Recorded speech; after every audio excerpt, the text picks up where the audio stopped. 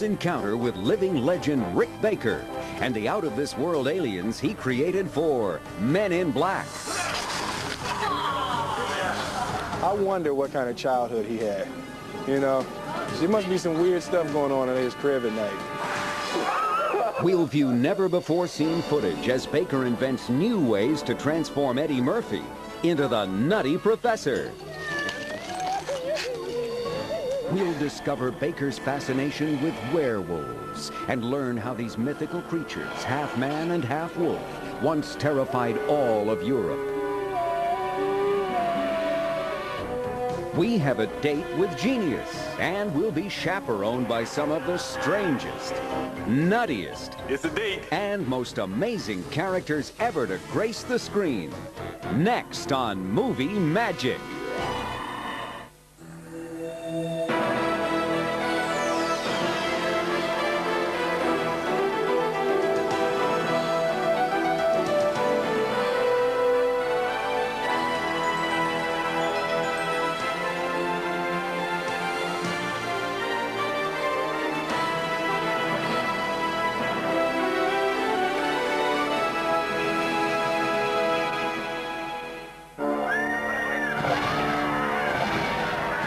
What do nutty professors, werewolves, Bigfoot, and Bela Lugosi have in common? It's a matter of recombinant ribonucleic acids unzipped by radioactive quinine peptide.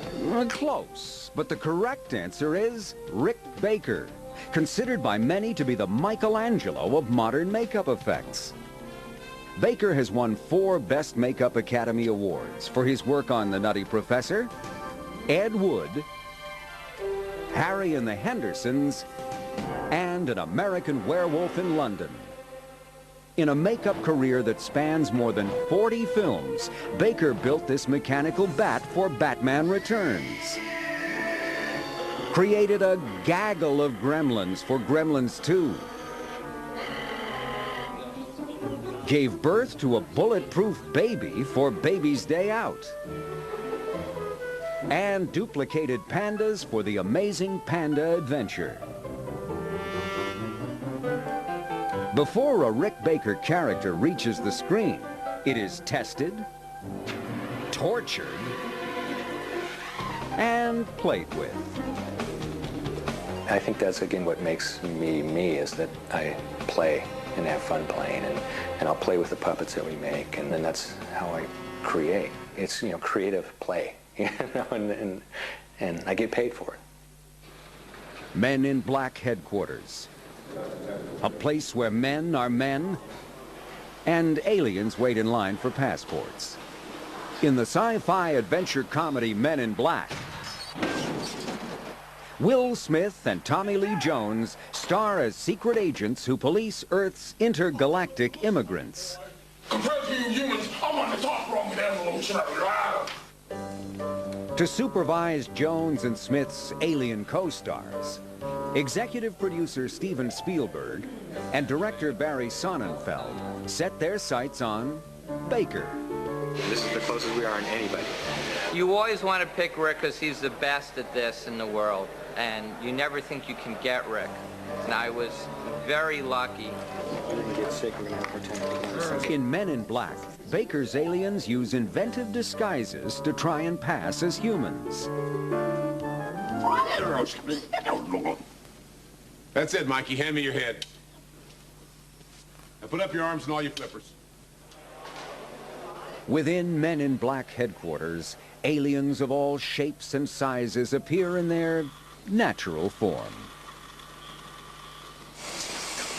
I want to get away from that guy. He's grouchy. God, right? It's like, Rick, come on, man. Where'd that come from? Some of the creatures he created, like the slug guy, is just a big, nasty slug guy. You know, how do you dream that up? For Baker, Men in Black offered a unique opportunity to strut his stuff.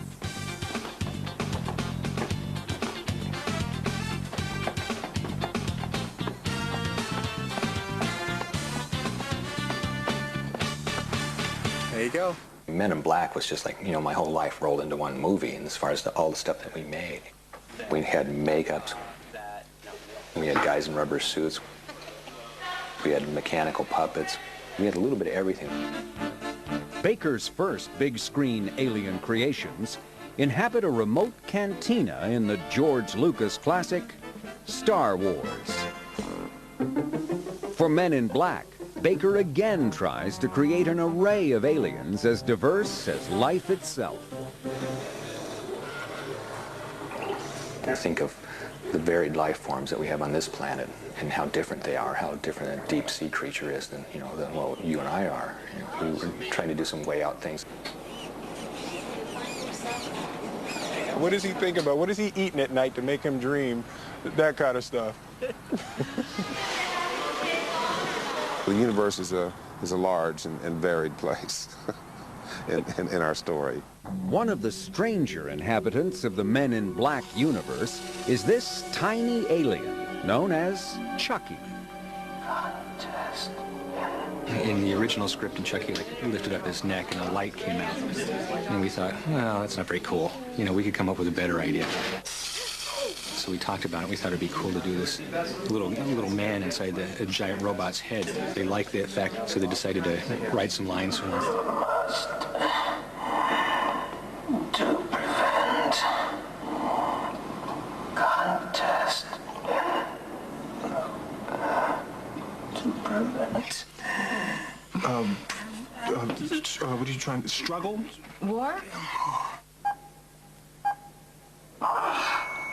And I was moved, because he's so cute. And that was actually one of the first aliens that I saw when I came on the film, and that really charged me up. I was extremely excited after that. Another of Baker's contributions were the caffeine-addicted, chain-smoking aliens known simply as the Worm Guys. The Worm Guys are slackers, man, and they're like worms with arms and legs. So they look cool, and they're fun, but they're rude. They call you names and stuff when you come in the room. Hi, fellas. There's no decaf, is it? Oh, don't tell me we just got that powdered stuff for cream. I hate that stuff. Oh, thanks. In addition to creating aliens with puppets, Baker uses traditional makeup techniques to transform actor Vincent D'Onofrio into Edgar, a farmer whose skin is borrowed by an alien. Baker carefully adds protruding claws and spines to suggest the alien creature lurking within.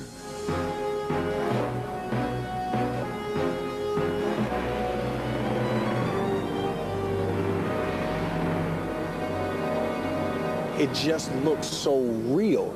It's like his skin is rotting off. You can't tell where the makeup starts and where Vincent stops, or where Vincent stops and the makeup starts. Baker's aliens delighted even their toughest audience. The cast and crew who have worked on countless films and thought they'd seen it all. It's really cool, isn't it?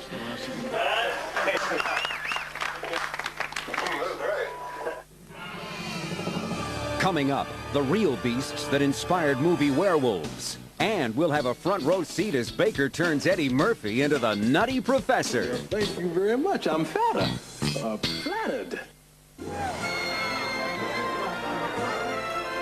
Every year, Hollywood stars honor their elite at the Academy Awards. In 1981, a werewolf made a surprise appearance. For the first time ever, an annual Academy Award for makeup was given. The recipient was Rick Baker for his groundbreaking work on An American Werewolf in London. Before Baker, werewolves had howled their way through more than 40 films.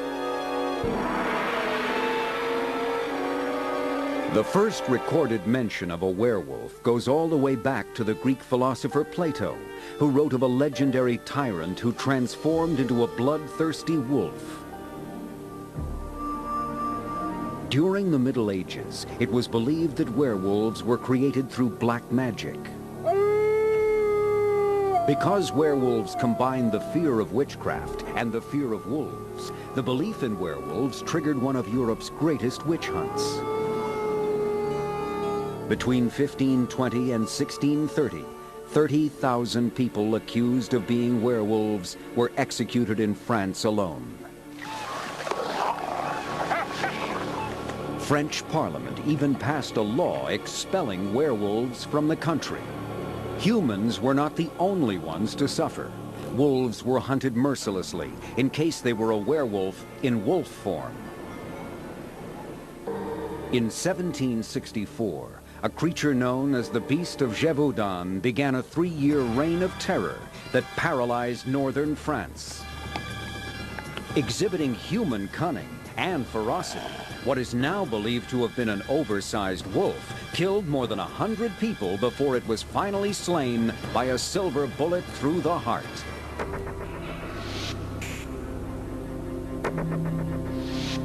Today, the myth of the werewolf is kept alive by tabloids and Hollywood effects masters like Rick Baker. Baker also sank his teeth into a less fearsome makeup transformation when he turned Eddie Murphy into 400-pound Nutty Professor Sherman Klump. While making the Nutty Professor, Baker and Murphy became friends who stuck together through thick and thin. What's nice is he's not afraid of the makeup. When you make him up, he like sits and looks at it, works with it, and makes magic. I mean, he really makes the makeups work.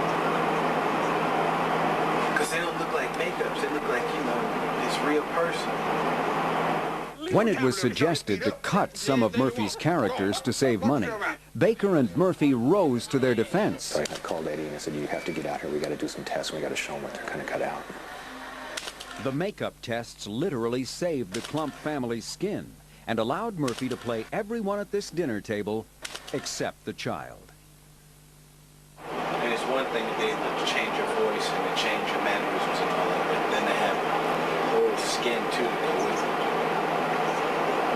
That's real cool. To reshape Murphy into the 400-pound Nutty Professor, Baker devises a form-fitting bodysuit that will add bulk without weighing down the actor. And it's basically a big hollow pad. What we actually did is have pockets in there where we could put water balloons, basically, to make it bounce around and look like it has weight. Nice sort of natural movement. It's time to see if this stuff really works. After the Nutty Professor drinks his miraculous weight loss serum, Murphy appears without makeup as Sherman's ultra-thin alter ego, Buddy Love. Hey! Baker's biggest challenge is showing the transition from Buddy to Sherman when the serum wears off.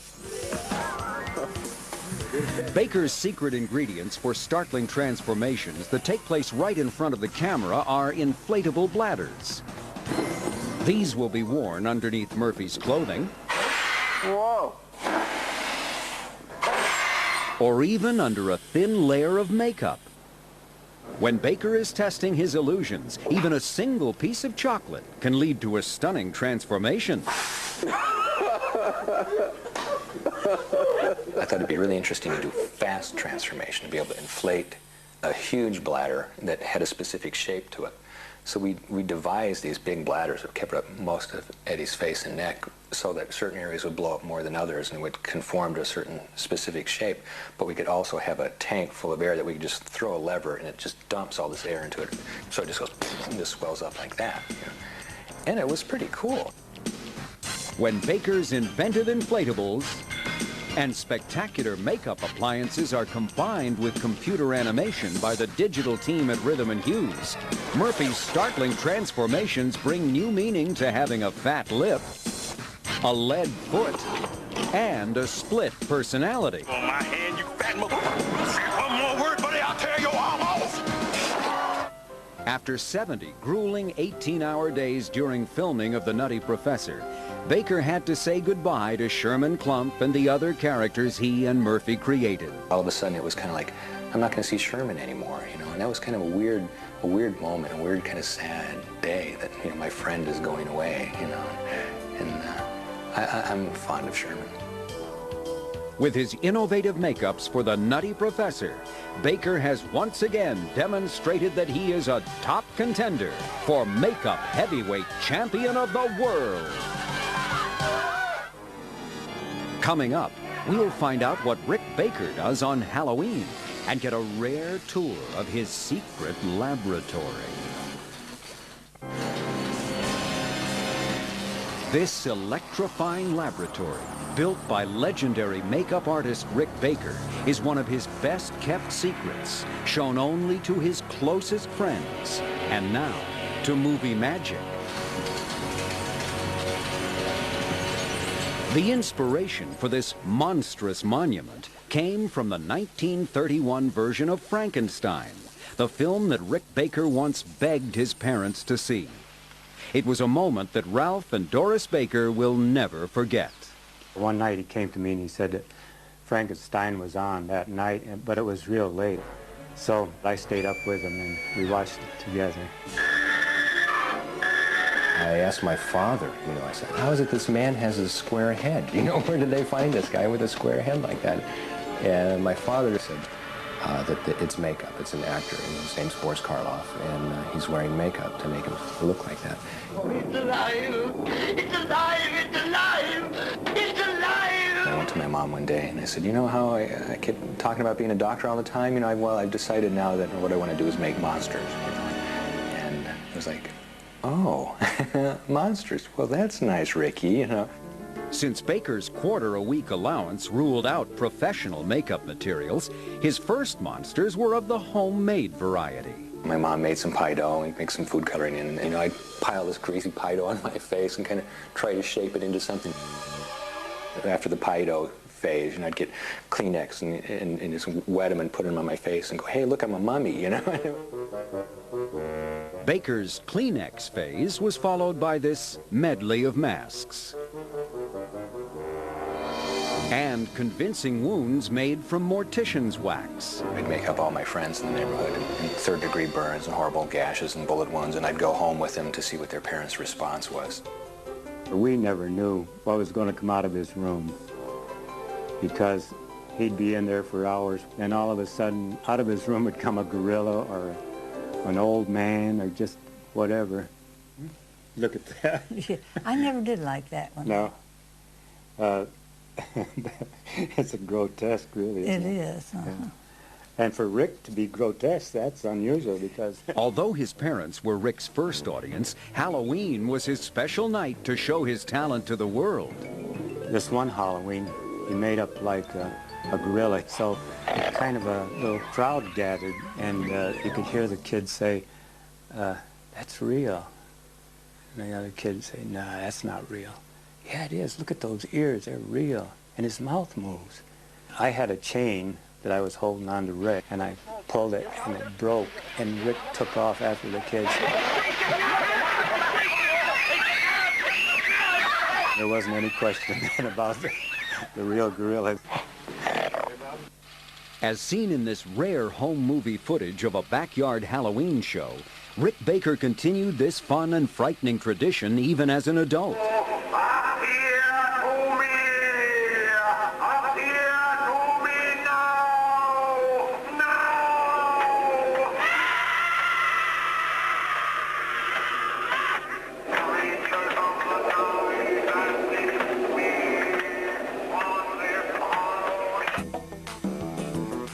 For these homemade Halloween shows, Baker worked alongside longtime friend and makeup professional Bob Burns. Burns contributed to such films as It Conquered the World and Invasion of the Saucer Men. Rick Baker was a teenager when he and Burns first met, but Burns' experience allowed him to recognize Baker's innate talent. He brought some sketches, some masks and things he had played with.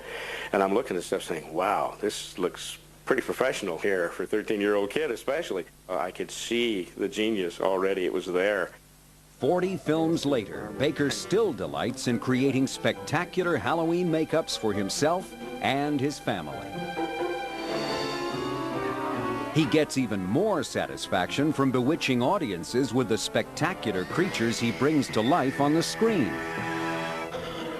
I still have to kind of do a reality check, and it's like, look what you're doing, Rick. You know, you're making toys and you're playing with them, and you get paid well to do it. In a career that has taken him from boy prodigy to living legend, Rick Baker has succeeded by doing what he loves best.